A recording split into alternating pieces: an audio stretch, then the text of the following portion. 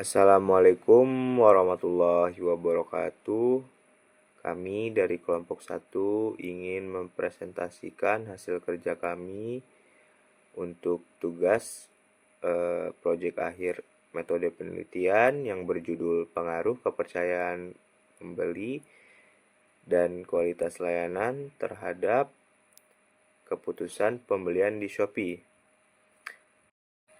Kami yang beranggotakan 5 orang dengan saya Lukman Hakim dengan NIM 6423919. Lalu ada Muhammad Fauzan Dwi Ananto dengan NIM 6423918. Lalu ada Noval Ramadan Nababan dengan NIM 6423944. Lalu ada kakak kita Ajeng Putri 64232043. Lalu yang terakhir yaitu ada kakak kita Aisyahwa Sabrina 64232053. Baiklah, saya akan memulai untuk menjelaskan isi dari hasil kerja kami yang berjudul pengaruh kepercayaan pembeli dan kualitas layanan terhadap keputusan pembelian di Shopee. Perkembangan teknologi digital mengubah pola belanja konsumen dari konvensional ke daring. Di Indonesia, lebih dari 170 juta orang menggunakan internet dan 88% dari mereka pernah berbelanja online, menjadikan e-commerce sangat penting. Lalu, Shopee adalah platform e-commerce populer di Indonesia dengan strategi promosi dan layanan yang menarik, banyak pengguna. Lalu, penelitian ini menganalisis pengaruh kepercayaan pembeli dan kualitas layanan terhadap keputusan pembelian di Shopee. Kepercayaan pembeli dalam e-commerce. Satu, keamanan, kontrol dan penjagaan keamanan transaksi data dalam proses jual beli online. Reputasi itu adalah penghargaan perusahaan yang meningkatkan kepercayaan pelanggan terhadap merek. Terus kalau kompetensi, kemampuan merek memecahkan masalah konsumen lebih baik dibanding pesaing. Saya Isma Sabrina dengan NIM 6423253 ingin menjelaskan tentang kualitas layanan pada platform Shopee.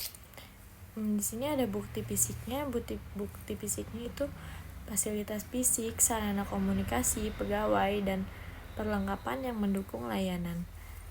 Dan keandalannya itu adalah kemampuan memberikan layanan yang akurat, cepat, dan memuaskan. Daya tanggapnya, kesiapan, dan kemampuan merespon permintaan pelanggan dengan segera. Dan di slide ini ada keputusan pembelian konsumen. Yang pertama itu pengenalan kebutuhan, kesadaran atas kebutuhan dan keinginan yang memicu proses pembelian. Yang kedua ini pencarian informasi. Mencari informasi itu mencari informasi internal dan eksternal untuk menentukan pilihan produk. Dan yang terakhir perilaku pasca pembelian, yaitu konflik atau kepuasan pembeli yang mempengaruhi keputusan selanjutnya. Dan di slide ini ada rumusan masalah dan tujuan penelitian. Rumusan masalah terdiri dari 3. Yang pertama ada pengaruh kepercayaan, yang kedua pengaruh kualitas layanan, yang ketiga ada pengaruh simultan. Yang pertama, pengaruh kepercayaan. Apakah kepercayaan pembeli berpengaruh krusial terhadap keputusan pembeli di Shopee? Nah, yang kedua ada pengaruh kualitas layanan.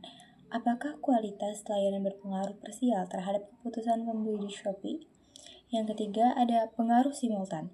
Apakah kepercayaan pembeli dan kualitas layanan berpengaruh simultan terhadap keputusan pembeli?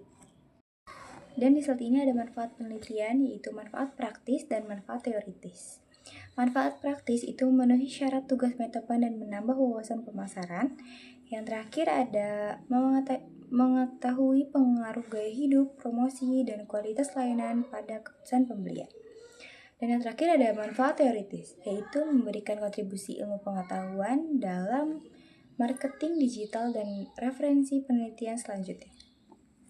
Assalamualaikum warahmatullahi wabarakatuh. Perkenalkan, nama saya Muhammad Fauzan Dwi Ananto dengan NIM 64231918. Berikutnya itu ada metode penelitian dan teknik pengumpulan data.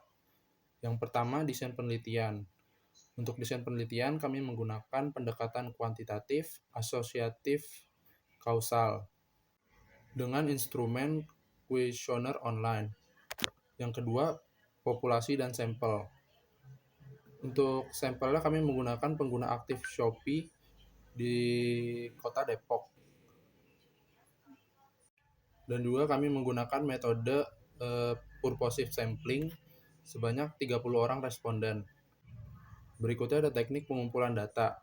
Untuk teknik pengumpulan datanya ini, kami menggunakan kuesioner tertutup berbasis Google Form dan juga menggunakan skala Likert 5 poin. Untuk skala Likert 5 poinnya itu, yang pertama itu sangat tidak setuju, yang kedua tidak setuju, yang ketiga netral atau ragu-ragu, yang keempat setuju, dan yang kelima sangat setuju. Berikutnya ada analisis data dan uji statistik. Yang pertama itu ada uji validitas dan reliabilitas. Nah, untuk uji validitas dan reliabilitasnya ini dikatakan valid dan dapat dipercaya apabila koefisien reliabilitasnya lebih dari 0,60. Yang kedua itu ada uji asumsi klasik. Di uji asumsi klasik ini terdapat uji normalitas, uji multikoliniaritas, dan juga uji heteroskedastisitas pada model regresi. Dan yang terakhir itu ada uji regresi dan hipotesis. Di dalamnya itu terdapat analisis regresi linear berganda, uji T secara parsial, uji F simultan, dan juga koefisien determinasi atau R⁻². Sekian presentasi dari kelompok kami, kurang lebihnya mohon maaf. Wassalamualaikum warahmatullahi wabarakatuh.